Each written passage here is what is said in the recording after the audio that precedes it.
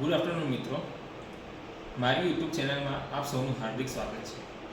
આજે આપણે ધોરણ 10 ગણિત વિષયના પ્રકરણ નંબર 8 ત્રિકોણમિતિનો પરિચય વિશે અભ્યાસ કરીશું. આજનો આપણો ટોપિક છે ત્રિકોણમિતિય ગુણોત્તરો.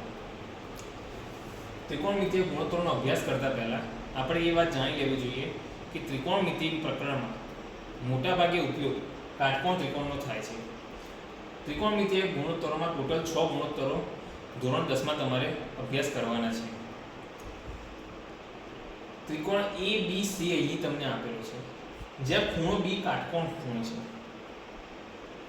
અને ખૂણો A એ થીટા તરીકે દર્શાવેલ છે. ટોટલ 6 ગુણોત્તરો છે: sin, cos, tan, cosec, sec અને cot.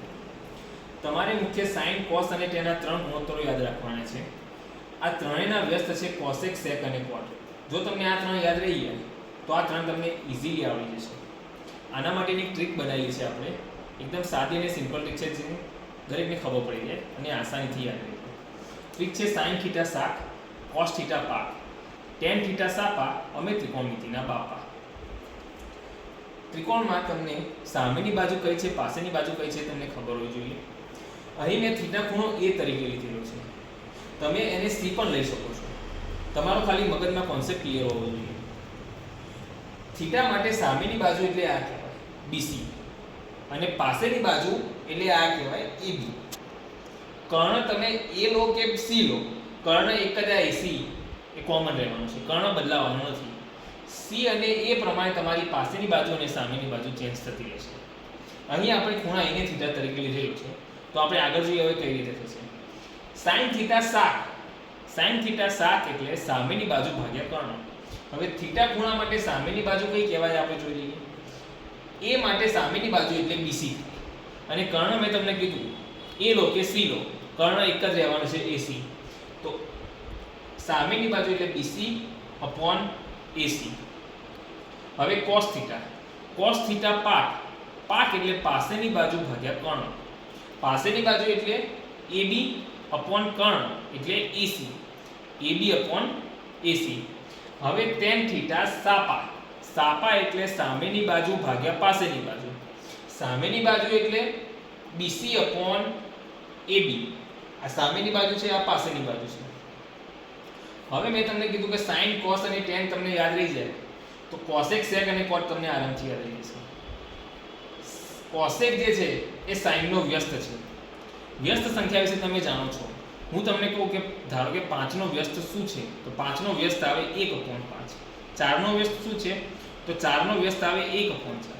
કોઈ પણ સંખ્યા હોય એની ઊંધી કરવી એને એનો વ્યસ્ત કહેવાય. તો sin થીટા એટલે છે સામેની બાજુ ભાગ્યા કર્ણ. તો sin નો વ્યસ્ત થયો cosec. તો cosec નું સૂત્ર શું આવે? કર્ણ ભાગ્યા સામેની બાજુ, એનું ઊંધું. પછી છે sec થીટા. તો sec થીટા એ કોણ? cos થીટા નો વ્યસ્ત છે. cos થીટા નું શું છે? પાસેની બાજુ ભાગ્યા કર્ણ. તો sec થીટામાં શું આવે? કર્ણ ભાગ્યા પાસેની બાજુ. પછી છે cot થીટા. તો cot થીટા એ tan થીટા નો વ્યસ્ત છે. તો cot થીટામાં શું આવે? સામેની બાજુ ભાગ્યા પાસેની બાજુ, તો એનું ઊંધું. પાસેની બાજુ ભાગ્યા સામેની બાજુ, એનું ઊંધું થવાનું. તો આ ત્રણ તમને યાદ રહે તો આ ત્રણ તમને આરામથી આવડી જાય. હવે એના ઉપરથી અમુક સૂત્રો છે. sin theta = 1 cosec theta. cosec શું છે? sin નો વ્યસ્ત એટલે એને ઊંધું લખેલું છે. cos theta = 1 sec theta. sec theta એ cos નો વ્યસ્ત છે. tan theta = 1 cot theta. cot theta એ tan થીટા નો વ્યસ્ત છે. તો આશા રાખું કે તમને આ ત્રિકોણમિતિય ગુણોત્તરોમાં ખબર પડી હશે અને તમે આને ઇઝીલી યાદ રાખી શકશો. હવે આપણે આપણા નેક્સ્ટ વિડીયોમાં ત્રિકોણમિતિય ગુણોત્તરો પ્રમાણે તેના ખૂણાની કિંમતોનો અભ્યાસ કરીશું.